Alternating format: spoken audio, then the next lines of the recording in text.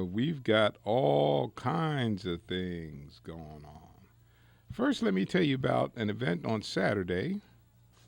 There will be the Temptations review that will be going on at Church Coast High School at 7 o'clock.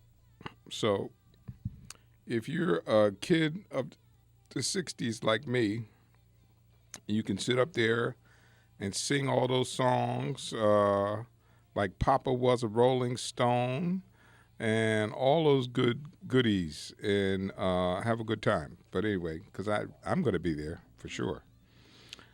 Uh, let me make a correction from Professor Rudy's presentation last week.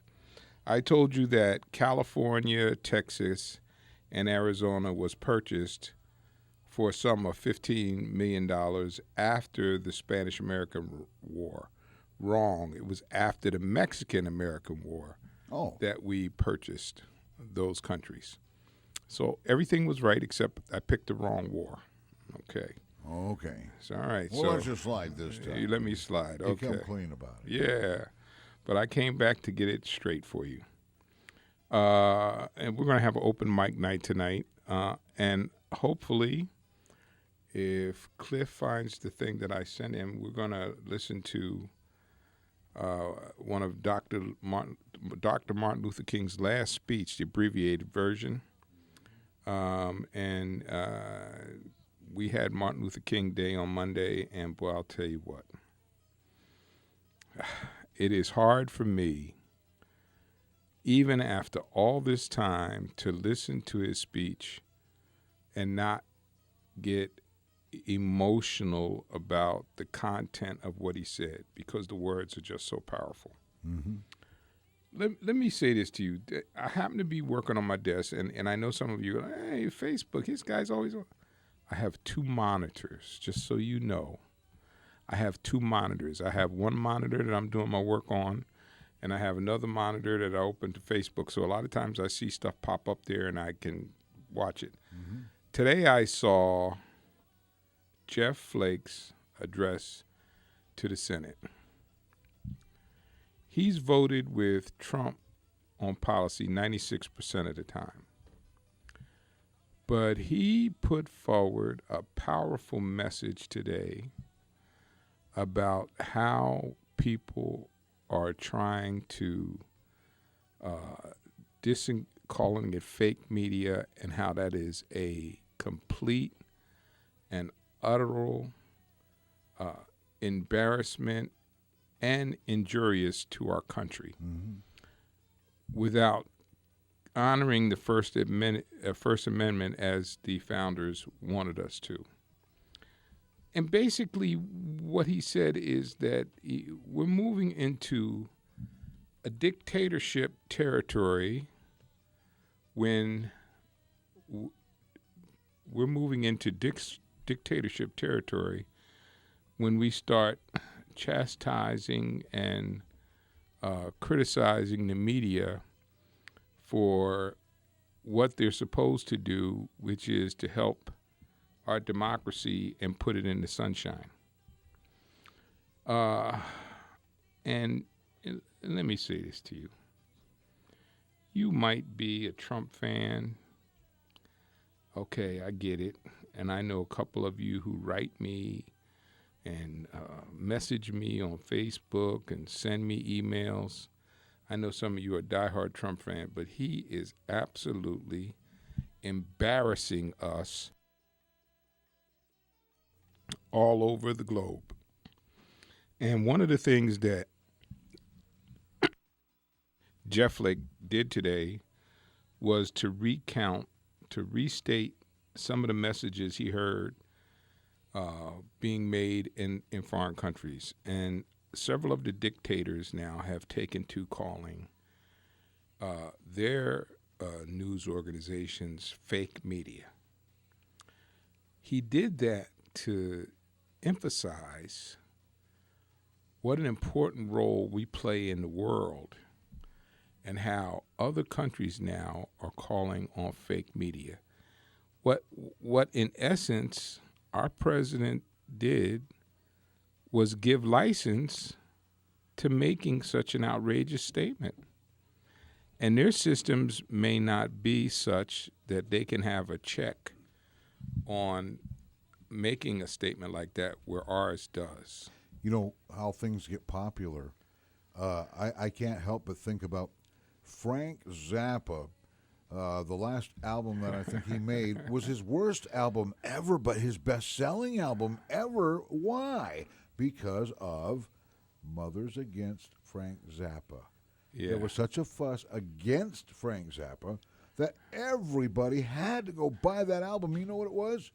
He composed a classical concert with an orchestra. There were no words or lyrics or anything. And it sold like crazy because everybody had to have it just to see what it was that the Mothers Against Frank Zappa didn't want you to hear.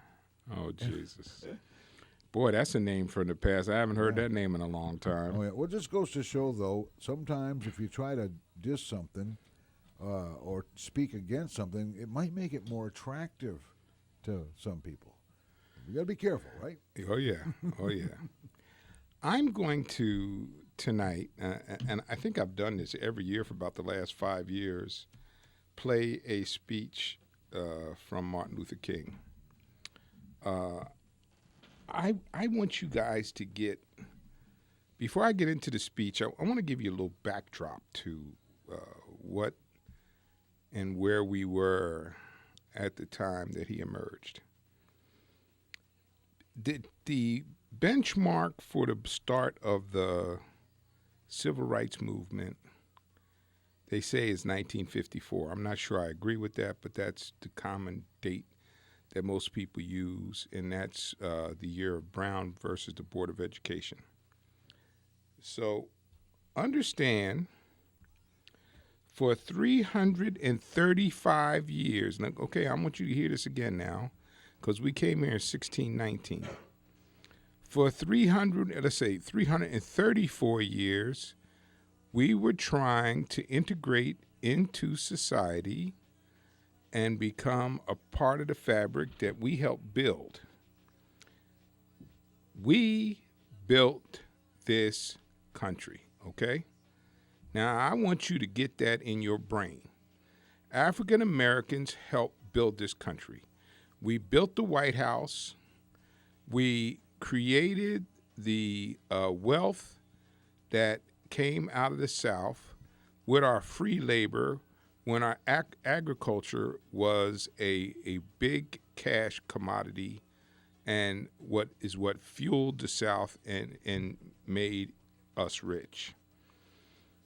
So for 334 years, we were trying. In 1898, equal protection under the law was passed.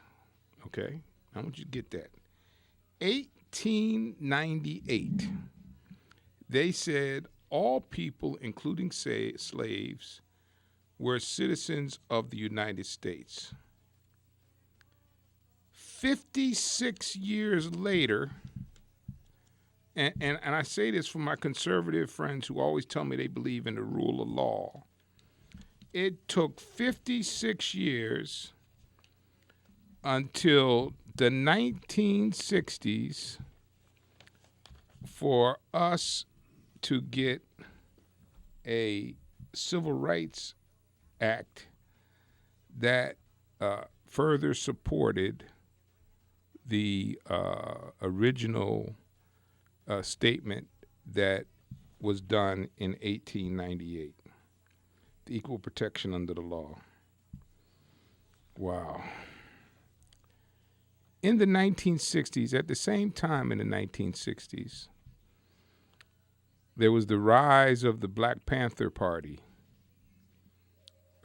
And in the 1960s, with the rise of the Black Panther Party, and the Black Panther Party is probably one of the most misunderstood organizations in the history of this country, because when they were first founded, what they were about was providing food and education, tutoring for kids in their area of Oakland and protecting the Oakland citizens from police brutality. Then also in the 1960s came the rise of the black Muslims. And since I know Carlos is always on the move, I'm going to take this call from Carlos. Carlos, good evening. Good evening, Rudy. How's everything? Good, good. Okay. Well, since you mentioned conservatives, it woke me up from my sleep. Let's put it this way. In history, two great human beings took a bullet for the black cause, and so happened to be those two great human beings were Republicans. First was Abraham Lincoln and Dr. Martin Luther King. That's one thing. You said that the first blacks came in 16. What was the year you said? When what now? You said the first blacks came over here in what, 16? 1619. No. If you look at history, the Spaniards brought the first blacks here in the late 1400s, early 1500s in Florida. They were immigrating with the Indians in Florida. But besides that, I don't understand why you always going against the Republicans. It was a Republican president, Abraham Lincoln, with a Republican army who came down and whooped the Democrats, Southern Democrats' butt to free the slaves. And I don't understand why blacks are still voting Democrats, even though it was Republicans who took the two major Republicans in the history of the United States. And then in 1964, if it was up to the Democrats, you wouldn't have the show that you got on. You wouldn't have the business that you got on now because the majority, I think it was like 80%. It was, you Google, I'm not lying, you Google, 80% of Democrats in 1964 voted against the civil rights. And thank God that there was a Republican House and a Republican Senate, and they voted it in and they handed it to Johnson. And they told Johnson, if you don't vote him, you're going to lose your black votes because it's on you. And he signed it into law. If not, sir, if it was up to the Democrats, and the Democrats, you're right. The Democrats lost all their wealth when they lost all their, I forgot what they call the mansions that they had down here. I forgot what it's called. Plantation? Plantations. When they lost their plantations, they lost all the millions because the Republicans came down and whooped their butt. But besides that, they got smarter. The Democrats got smarter. They offered the blacks something, and the blacks put them into power, and they get rich again. So they're getting still rich. They're still getting rich because thanks to the black voters. So the blacks are still helping the Democrats. I just want to hang up and just listen, sir. And then you're a great man and everything, but sometimes go off the track sometimes. But you're a good man. Thank you, sir. Well, first of all, I have gone with the documented beginning of the slaves here in the United States. I've heard that and I've read that. But if you want to make it go back to the 1400s, that's okay with me. That's just still another. Happened, right? It still happened, and that's still, you just added another couple hundred years of abuse onto black folks. But that's one thing. Now, as far as the Republicans are concerned, I would venture to bet in the early years, my father was probably a Republican. Now, here's what I will tell you. This topic's been brought up on the show before. Oh, sure it has been, many times. Mm-hmm.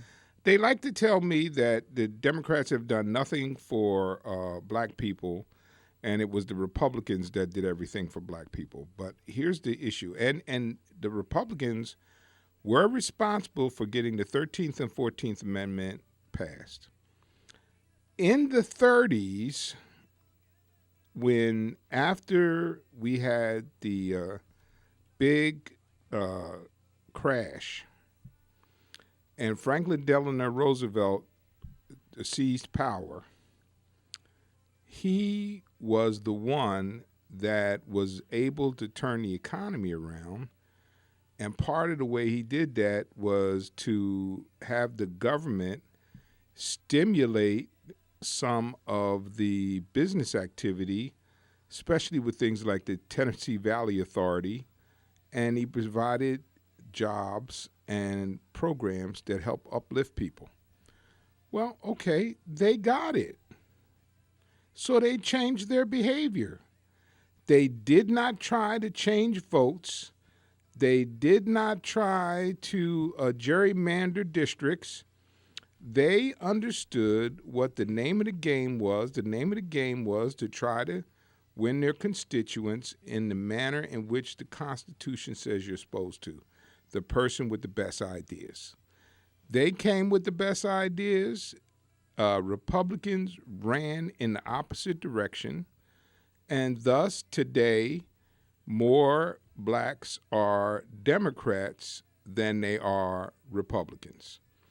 Now, to answer one more thing that Carlos said, if you want to know why more blacks are not Republicans, and I know several black people that could very easily be Republicans, all you have to do is look at our president's performance in the past week.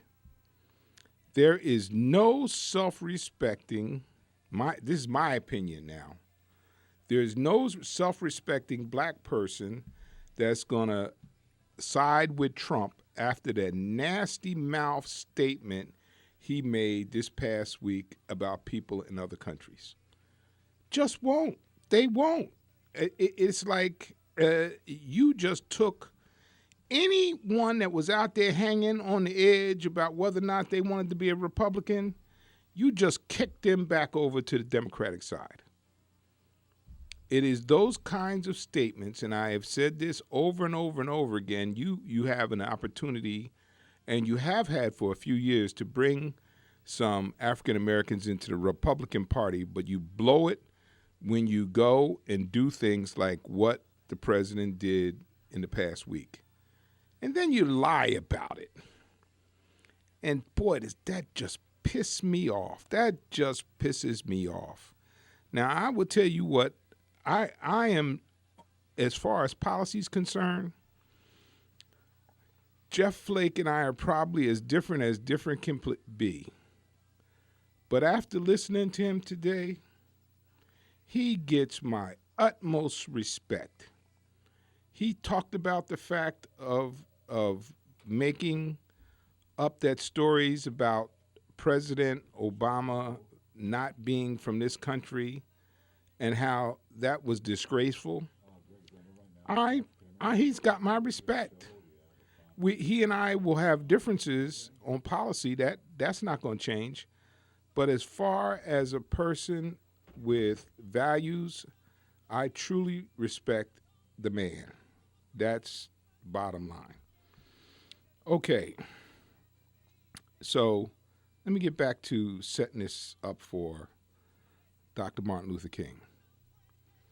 In the 1960s, we had the black Muslims. Now, what I was saying about the Black Panthers, if you ever get a chance on PBS, they did a big thing on the Black Panthers. And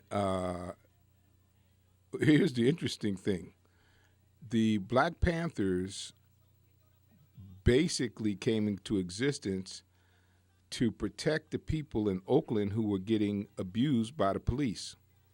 So they were armed, and they would go out and protect people in their neighborhood that were being abused by police by having a presence with guns at the time that people were being arrested. So what do you think about that? And as a result, they passed an anti-gun law. Can you imagine that? They passed an anti-gun law in the state where Ronald Reagan was governor because the Black Panthers had guns. Don't get me started on that. That's a whole nother story altogether. But in the 1960s, we had the rise of the black Muslims. They preached a message of self-reliance. And they were anti-white, which is not acceptable to me. But understand, they were preaching a message of self-reliance then, and they preach the message of self-reliance today. And here comes Dr. Martin Luther King along that same time frame. And what I want you guys to understand, and the FBI was infiltrating the Black Panthers, trying to destroy it. They were infiltrating the black Muslims, and they tried to destroy it. And here comes Dr. Martin Luther King with a message of nonviolence, part of which he gained from his study of Mahatma Gandhi. He actually gave followers training on how to accept physical abuse. He prepared his followers to accept jail. He was fighting against police brutality. Now, just think about that. Here we are in 2018, and we got Black Lives Matter. Why? Because of police brutality. In the 1960s, you have Dr. Martin Luther King trying to deal with police brutality. Now, I don't want to paint any police officers with a broad brush. I have friends on the Fort Pierce Police Department and a fraternity brother in a key position on the Fort Pierce Police Department. And I know several young fellas that's on the Port St. Lucie Police Department and others that are good friends of mine. So I am not anti-police. I got to say that because otherwise somebody will call up here and say, I hate police officers. And that's absolutely not true. But there has been police brutality. That's facts. And a little accountability is required from time to time. And listen, what we have saw this year, and I think in large part because of the Black Lives Matter movement, we have seen police officers get indicted and convicted for the first time in years that I can remember. And I would attribute that directly to the Black Lives Matter movement. So, and we got Steve on line one. Yes, sir. Hey, Rudy, how you doing? Okay. Let me tell you something. Back in the 60s, the only way we got anything done was when we had citizen participation, marches. We showed up Yep. by the million. And that's when the government said, uh-oh, we better take them serious. That's what's got to happen again. Yes, sir. And until it does, the government's going to keep playing these games like they are right now with DACA and shutting it down and all that. We've got to let them know we're not going to tolerate it, period. And, that's the bottom line. And you know what? DACA is a very emotional thing for me because these kids come here not of their own accord, and you're thinking about sending them back. Some of them don't even speak the language, Steve. Of course. The other thing is that really stunned all the righty-whiteys was that when they put up on the screen that, oh, by the way, the Nigerians that come here have more bachelor's degree than the Americans do. I saw that. Yeah, and the African countries come here. They have better educations than we do. And we're saying, that, they're coming from a hole. Well, if that's a hole, we better get in it because they're outperforming us. Hey, let me tell you something. I've gone to a couple of graduations around here, and some of the highest GPA graduations that I've witnessed were Haitian Americans. Yep. The Haitians study their butt off. I married an American Indian, full-blooded. And my daughter, she's deceased now, but my daughter said to me the other day, hey, white boy, when you guys going to get off our land?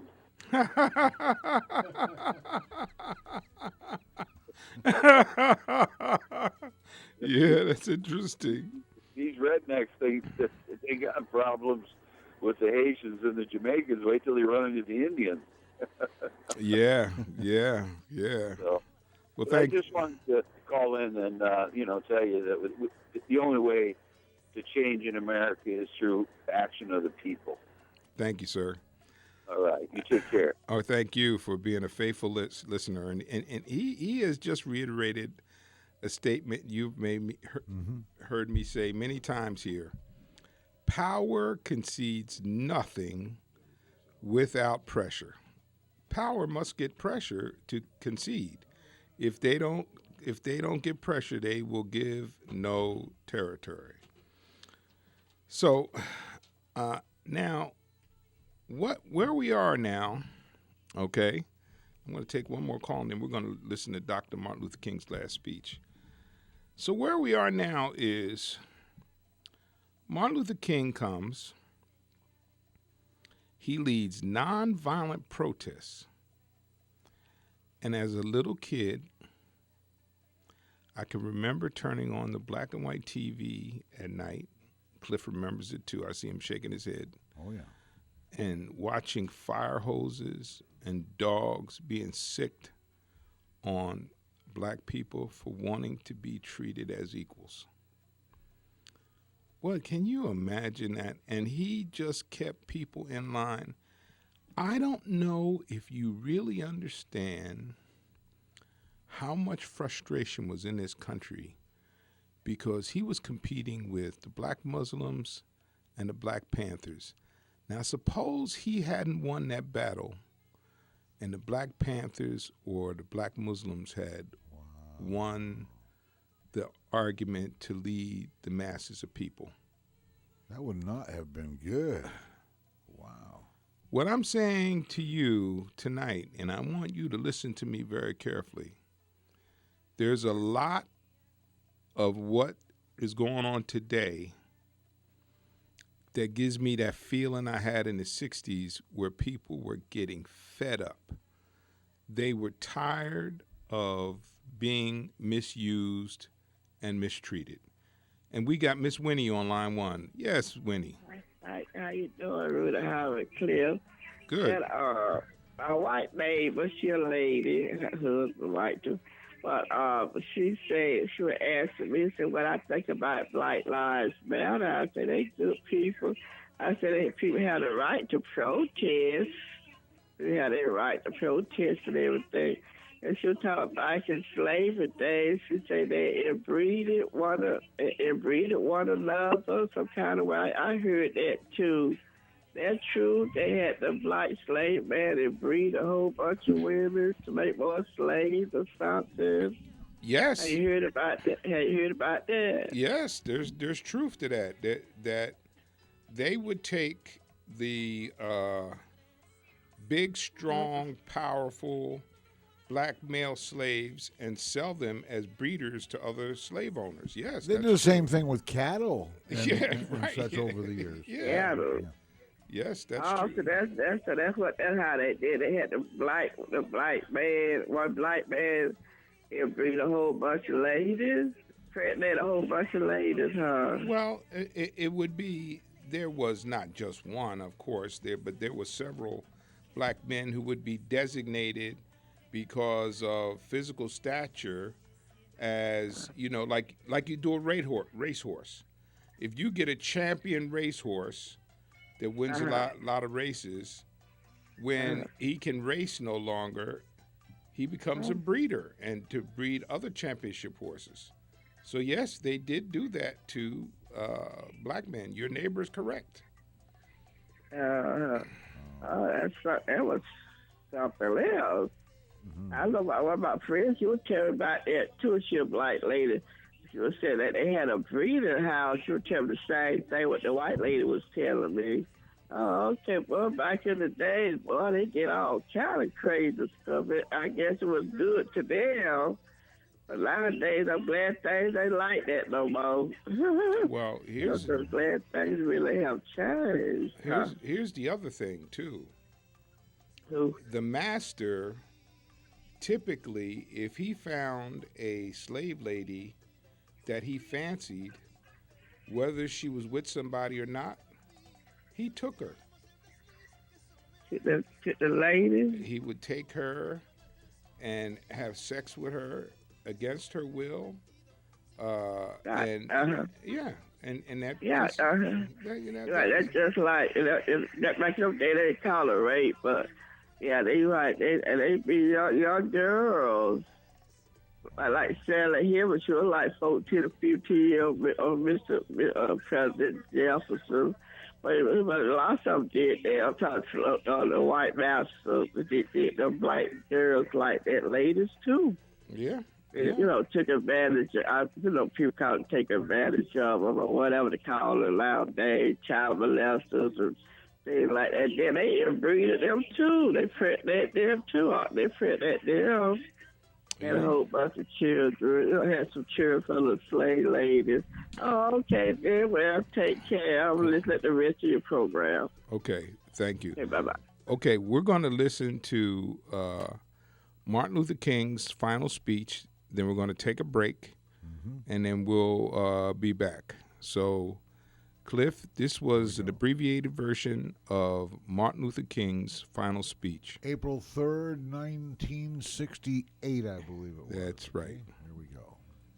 Somewhere I read of the freedom of assembly. Somewhere I read of the freedom of speech. Somewhere I read of the freedom of press. Somewhere I read that the greatness of America is the right to protest far right.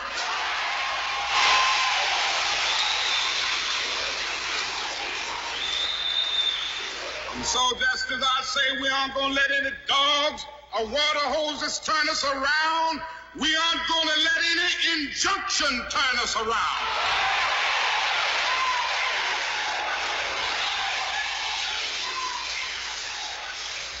Well, I don't know what will happen now. We've got some difficult days ahead. But it really doesn't matter with me now because I've been to the mountaintop. I don't mind. Like anybody, I would like to live a long life. Longevity has its place.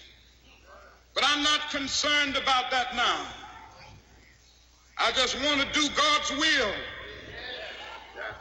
And He's allowed me to go up to the mountain. And I've looked over and I've seen the promised land. I may not get there with you, but I want you to know tonight that we as a people will get to the promised land.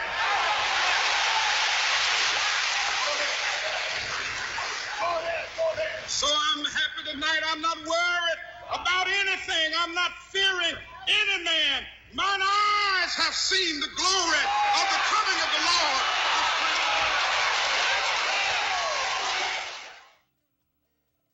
Somewhere I read of the freedom of assembly.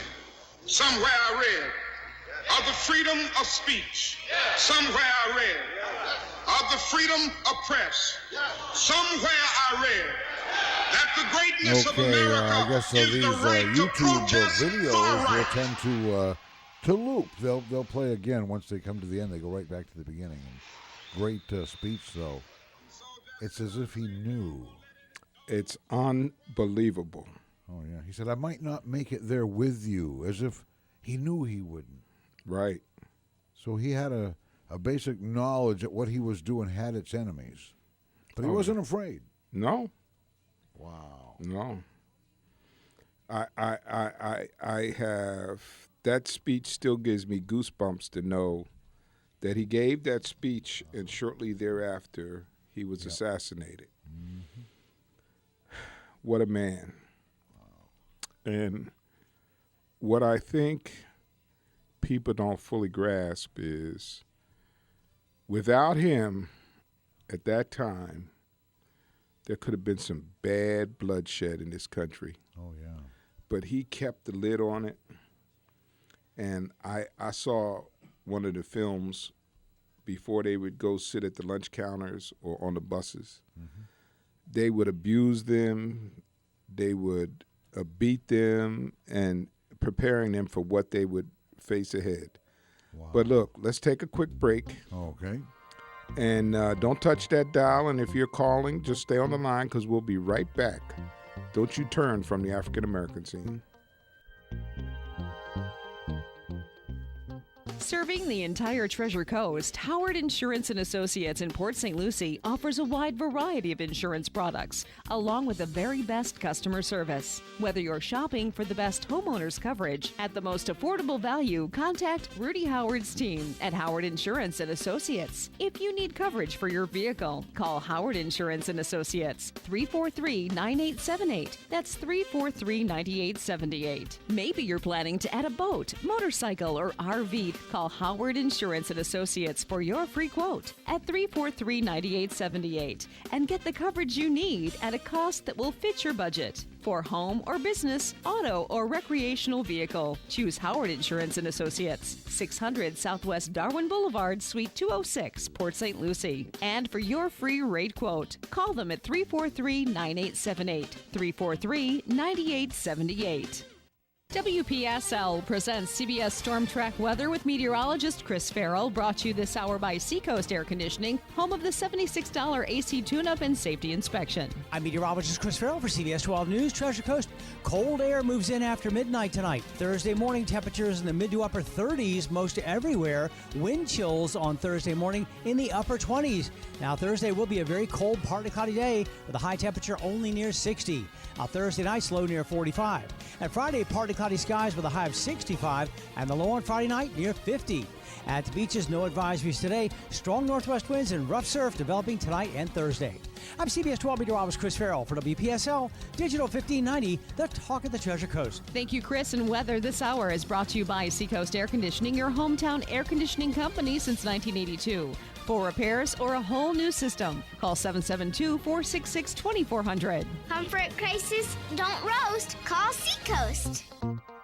We now return to the African American scene. Once again, here's your host, Rudy Howard. Yeah, Steve on line one. Yes, sir. Steve, I'm Steve. Rudy. I was born and raised in the 50s and the 60s and the 70s. I was aware of what was going on, and I was I don't know how to say it. I was very fortunate to be raised in the era of Martin Luther King. I really was.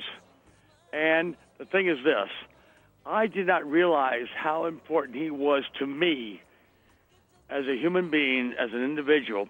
Whether he was black or white, it didn't matter to me. In the end, I realized that he was one of the greatest people I ever knew in my life. He was one of the greatest people that I've ever known about in my life. And then whenever he spoke and said that he may or may not be where the rest of us would go, I really understood that this man was incredibly humble. He was the definition of humility. As in Gandhi was a revelation of humility, and so was Martin Luther King. They represented everything that is humility. And I don't know if people understand the meaning of this word, the meaning of this way of life, but I just wanted to say this. Thank you. Thank you, sir. Thank you very much. I got all filled up there. Oh, yeah. There was no greater person in my lifetime, that's for sure. I think he was just absolutely awesome.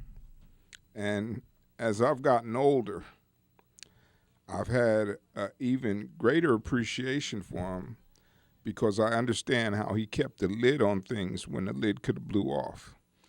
Yeah. And what I'm afraid of now is with all the pent-up frustration that continues to boil and simmer. Like a pressure cooker. Yeah. We don't have him.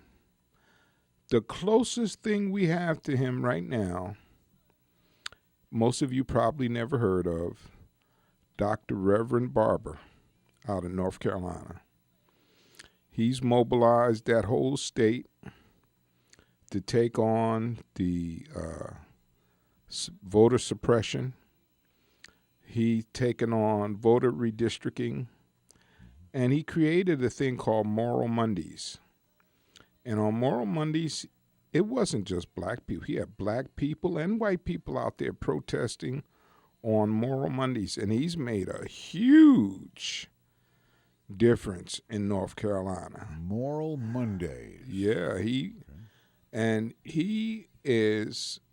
would never say this, but he is one of the principal people responsible for helping get that voter suppression overturned. That was overturned in North Carolina. He was also a key figure in helping them to identify the segregated voting districts that they created, and they now have to redraw the map. So he is one, and he's a powerful speaker. If you want to look up YouTube and you look up Reverend Barber, but I'll tell you what, you want to hear, he gets close, he gets starting to get close to Martin Luther King with the way he can talk. And he's a beautiful Christian man, and he always poses his thoughts in the idea of Christianity. But I'm fearful that young folks today are not going to take a beating like that they did in the 60s. Oh, no. They're not. No. If you did that today, you may get them now, but you can best believe these young folks today, they're coming back. Yeah. And they're coming back with a gun, and they're going to try to blow your head off. And that's not going to be good for anybody, but you have to try to put a lid on it. Yeah, and it's not special treatment. It's just ordinary, respectful treatment. That's all. Just ordinary, respectful treatment. Because I assure you, because what has happened, and I know you don't want to hear this, prior to Donald Trump, white supremacy and the KKK was undercover, living in a den where they were not heard from. Since Donald Trump, they have marched, they've come out in the open, and think about it. Prior to Trump, they weren't there. Now they're there. They want to come out and make public displays. There's no masks, no hoods. They have become perfectly comfortable with coming out and expressing those sentiments. And listen, you ain't kidding any of us, black folks. We understand part of what this is all about. Part of what this is trying to slow down the browning of America. America's going to be brown. Yeah. Okay? The whole world is going to be brown. Right. Yeah. 2/3 of the world is brown now. You're trying to slow down the browning of America. Now, there's going to be somebody that's going to call up and say, that's nothing to do with it. Well, okay, yeah, you could say. They got next week, too, that they can respond. Yes. Yeah, you could say that has nothing to do with it if you like, but that's exactly what the issue is, slowing down the browning of America. But let me give you a quick, if you want to figure out what's going on, you're not going to stop it. You can kick people out. You can put people in prison. America's going to be brown. Unless you're going to go out and exterminate brown people, America's going to be brown. And there's nothing you can do about it. So instead of trying to resist the fact that America is going to be brown, why not do what most of my good friends do, which is embrace the fact that America is going to be brown? Okay, and we got Jay on line one. You got the last couple minutes, Jay. Okay, I'll make it short. I just want to give you a little bit of history lesson. You did a good job, but I just want to remind people what happened in the 80s with Reagan. There was a gentleman called Lee Atwater. He was one of Reagan's advisors. Yeah. Southern Strategy. And Southern Strategy. And I don't know if people know it, but they never talk too much about it. But when Reagan when he won his election when he won in 80, first place he went was Philadelphia, Mississippi. Yes, he did. And that's where the three civil rights workers were lynched and murdered there in Mississippi there. And he went down there as soon as he got elected, to show the folks in the South that we're going to have Southern strategy. We're going to make sure that we get back to, they're still fighting that Civil War, and we're going to, make sure that the Southern states are going to make a return. We're going to come back and we're going to do. But what Lee Atwater said in a speech to conservatives, and it's on, you can get it on YouTube or whatever. I've seen it. He made a statement. He said, we're not going to say the N anymore. You don't have to yell out that on, against people, black folks. He said, all you got to do is say busing, and we're going to come up with the phrase of tax cuts. And who will get hurt the most when you tax cuts and you don't have the things going out for affirmative action and the kids going to school and helping, feed the, unemployment and all that. It'd be that, he said, the Negroes. It'd be talking about black people, call it, the Negroes would be the ones that get hurt. He made this speech to a group of conservatives, and it probably was all white in that group, and it was taped, and every now and then some broadcasters play that just to remind our folks, because a lot of us, and a lot of the young folks, have no knowledge of that history, and what's going on happened then is happening now, and they used to keep it covert, but now that they're out in the open with what happened down there in Virginia, you can see, and a lot of young people are going to this neo-Nazis and this, all this racist stuff and the Klan, and it's so sad watching it. But that's what's going on, and we have to be alert and we're aware, and we got to make sure we get out there and educate our young folks and let them know that they have to be more aggressive and get out there and get their registration voter cards and vote. And that's how you change things, is by doing it in Washington and taking those folks out that don't care anything about Americans. Just thinking about party, they don't think about country. You got to get them out of there, but you can see it happening every day with what they say and what they're doing. Thank you, Jay. You got the last word here as we're coming to the end of the hour. I hope that you gain something from what I had to tell you tonight, especially about Martin Luther King, because he is just my hero. And evidently, he's the hero of a lot of people. Steve called up and said that what a hero he is to him. So. When I was a kid between 1968 and the early 70s, I used to think about that sandbox that would be playing in someday, And, yeah. And we actually saw it. And then in the early 70s, I did the puppets for Head Start. I logged thousands of hours of volunteer work. And you know what I saw? I saw little children, black children and white children together, and they had no quarrels with one another over looking different to each other. They were buddies and pals and hugged each other and ate together and played together and learned together. Way back then in the Head Start program, which was a great thing for kids. I think it's still going on.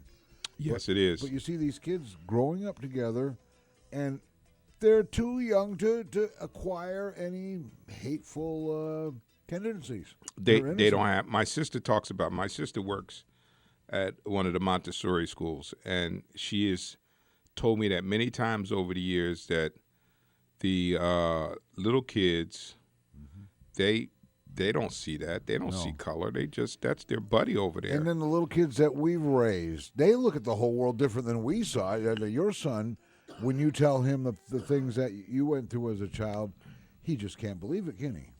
No. And on occasion, I've tried to get him to sit down and look at a program with me, and he's not interested. No, because, well, he can't relate to that because that's just so unfair. It doesn't seem real. Yeah, yeah. He's just not interested, though. Yeah. I think he's had a couple of experiences in the last couple of years that have kind of opened his eyes a little bit. Since college and getting into the workforce? Yeah. Yeah. There's probably still a little bit of that out there somewhere smearing around.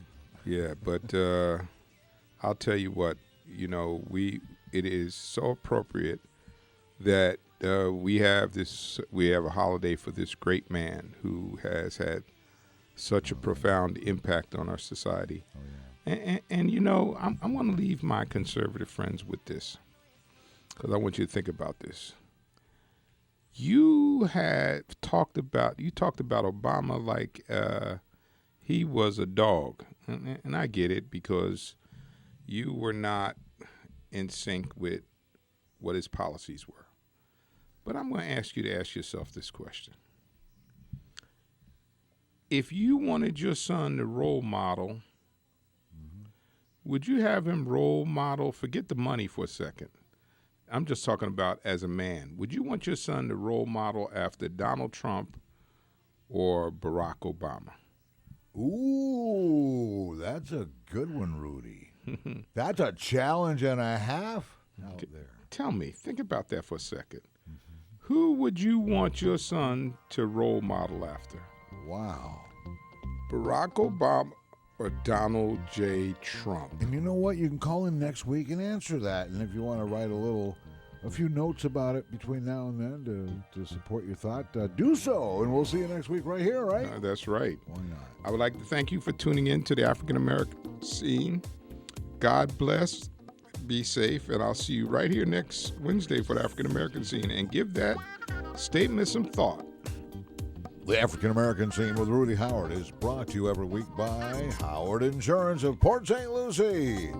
The African American Scene is heard every Wednesday night live on WPSL AM 1590 at 6:05.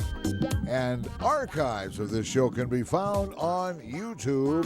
Just go to WPSLTV.com and look for the African American Scene.